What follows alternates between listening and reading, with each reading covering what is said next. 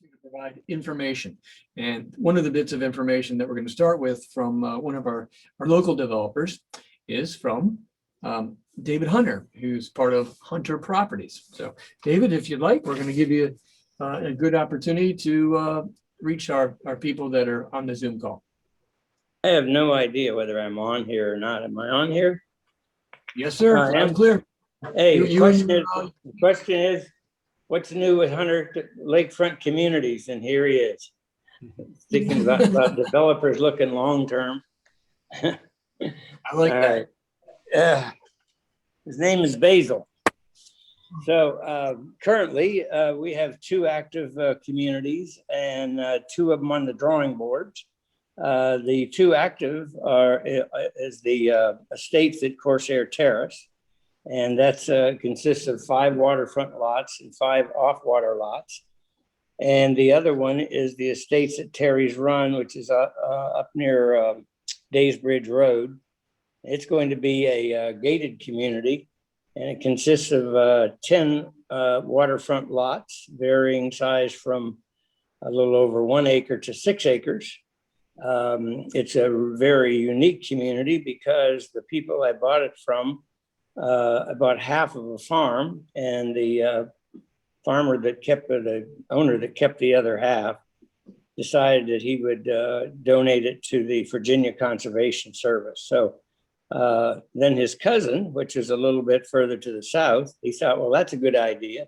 So he in turn gave his 60-some acres to the Virginia Conservation Service. So this community is surrounded by 141 acres of conservation open space, in addition to another 20 acres that I added to it. So the 2 pending projects we have is one is called Goodwin's Cove. It's right on, it's sandwiched actually between Kelly's Landing and Runnymede, if you're familiar with the area. It fronts right on Monrovia Road, which is Route 612, right near the intersection with 522. And that consists of 35 lots, 15 of them are waterfront, and 20 of them are off water, which are 2 acres in size, and will be come with an assigned boat slip and a boat shelter that will be built. In all of those communities, I heard Kevin Marshall talk about the short-term rentals. We are absolutely inundated by people wanting short-term rentals. And someone could probably tell me that I'm really wrong on this, but I have precluded anyone for short-term rentals. They are eligible to rent for a minimum period of 12 months. And maybe that's where the county is going, or maybe even 6 months. But I agree with him of the reasons he outlined of being uncontrolled, not knowing who your neighbors are, or what type they are, or what activity they're going to participate in. So anyway, I've been discouraging that as well. The pending, we have another pending community, and that is the I should back up and tell you that Goodwin's Cove is really being developed in 3 phases. And the first phase I hope to have eligible for recording this summer. And that will consist of 11 lots, which will be 6 of them on the water. Then the other project that we have is called Point Sienna. And I don't know if Kevin Marshall is still listening, but he's very familiar with this. It's only been in zoning for practically 5 years, but it consists of 85 townhouses, or proposed 85 townhouses, and it's on the opposite shore of Anna Point Marina. So there's a peninsula there that probably everyone has noticed. But anyway, the program is for that to be 85 unit townhouses. And the townhouses really will go to support the commercial. And if anyone ever drives down 208 and compares that with the 208 in Louisa County, they'll find that Louisa County has just unlimited amount of commercial activity.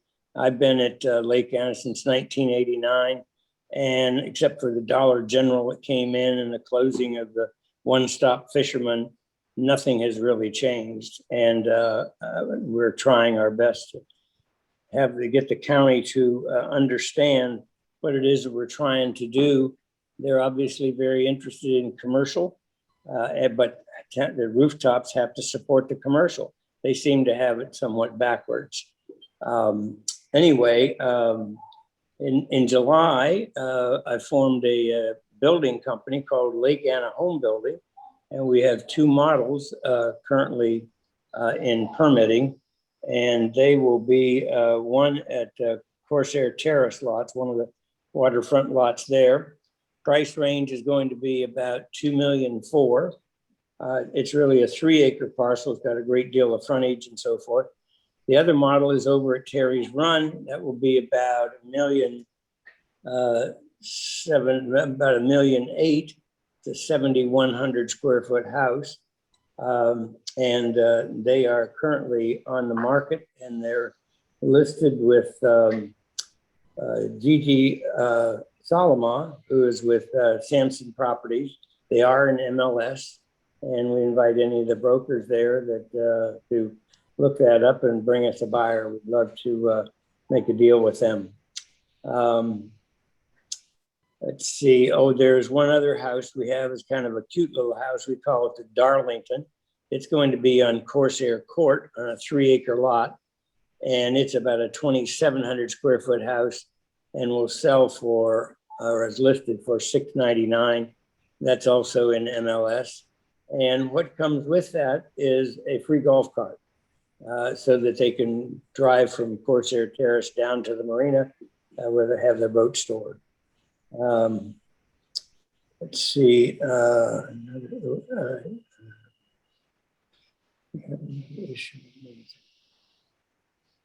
I think you've already addressed this. I was going to say we have another issue that that we wanted to get the Lake Anna Business Partnership involved with, and that is the update to the comprehensive plan.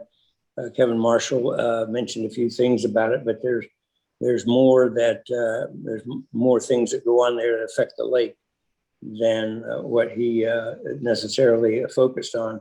So Dave McElhaney is on our team and knows the situation well. So I'll turn that over to him. Thank you, Dave. Right. And hello, everybody. Thank you for accommodating me. I'm going to go ahead and try to bring my screen up, and I will be brief.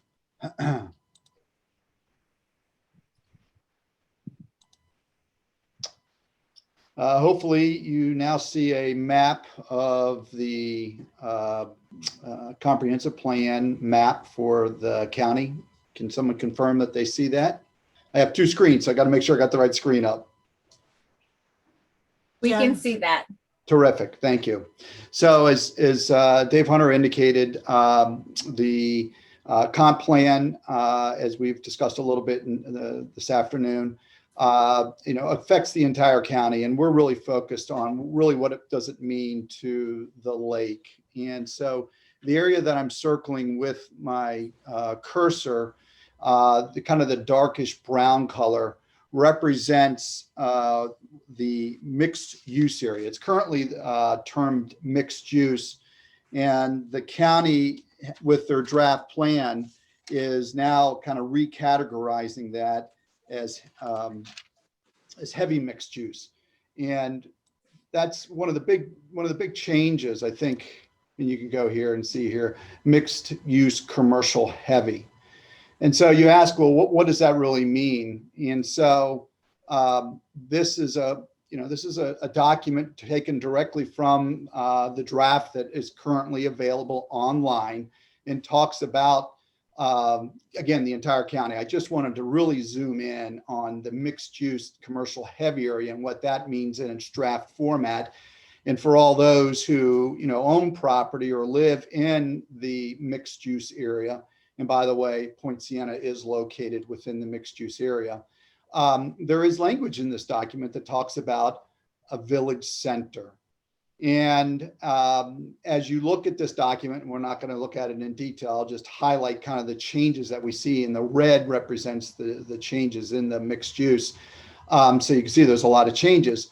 But basically, in this document, it talks about primarily a mixed use heavy component of commercial. It talks about technology zones. It talks about tourism zone, talks about hub zones. Residential is just been identified as a secondary or subordinate use. So basically, the idea of this village center, where when you think of mixed use, you think of commercial, you think of civic, like parks, you think of entertainment venues, you think of office, you think of retail, you think of residential, you think of a destination. And now residential is kind of secondary. And as you dig into the document, what you're going to find in its draft format right now is the proposed secondary use of, again, residential is only at 1 dwelling unit per 2 acres. That really matches up with what the current comprehensive plan has for the rural portions of Spotsylvania County, including some of the areas outside of the mixed use area, which again is just 1 unit per 2 acres.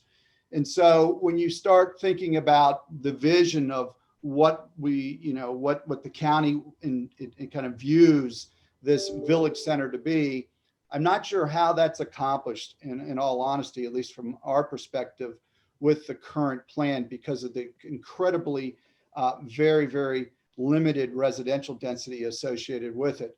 We actually, as we went through the process, we came up with kind of a vision that because there was such limiting information in the comp plan, the previous comp plan, and because we're in draft format right now, we really didn't really have anything available to us. So we put together just, everyone's vision of mixed use is different, but this was something that our creative people in-house came up with that just kind of gives you a feel for perhaps what a mixed use destination exciting place would be. The areas that are identified in color represents the limits of the mixed use in the current comp plan as well as in the draft comp plan, but it's an idea of different type of uses that could be put in place. Our concern, again, with the way the current comp plan is in draft format, is it would not allow this to be realized. And as Supervisor Marshall has indicated, I mean, there are no central utilities available to this area.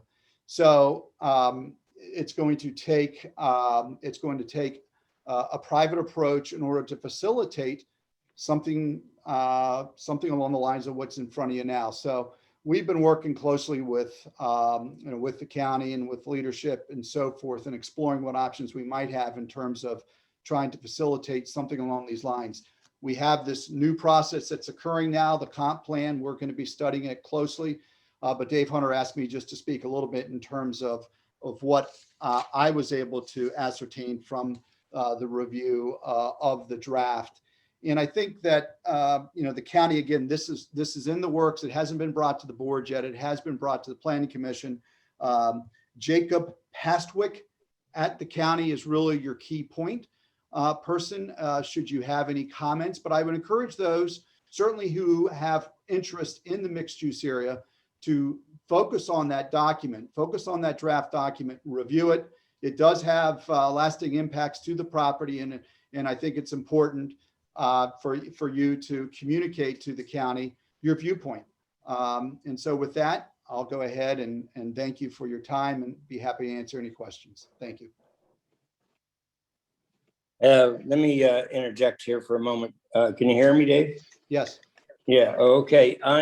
Just to elaborate a little bit on the townhouses, and so that people, especially the realtors, can relate to the market that we're approaching, is that what we've proposed are 22 and 24 foot wide townhouses. There'd be 3 stories, 2-stall garage and so forth, and they will be probably priced in the $550,000 to $600,000 price range. So anyone being familiar with the lake knows that there's definitely a market for that type of product. And that's what we're trying to address, as well as providing additional revenue for the marinas and, I guess we could say the food line and other people. Hopefully someday we'll have a food line on our side, but it needs private sewage treatment plant to be able to do it. County's not interested in doing that. I am. And that's about where we are right now, is trying to convince them that we've got a viable plan, got a viable sewage treatment plant offering, which not only serves this property, but theoretically can serve the entire 1,500 acres of the mixed use development that Kevin Marshall mentioned, and talks about technology and stuff like that. This plant, which costs the county nothing, would serve that purpose. So when we get into the board zoning or the board hearing, I would like everyone that's a member of the Lake Anna Business Partnership to show up at the public meeting and let the supervisors know that this is an economic benefit to the county and to their livelihood in Lake Anna, and let them know that you're support of the project. And so the decision they make, they know that you're behind them. So I would appreciate that. We'll keep you abreast of when the hearing date is, and probably we'll get CC to send out his little blurb on it so everybody's aware. Thank you. Thank you, David. And David, very informative. I always like when people are able to screen share and give us a visual representation of their vision, and exciting times ahead. We'll see where it all goes, and I appreciate you actually coming up with just amazing ideas for making our community better. And I know you consider, safety and environmental concerns at the top of your list always. So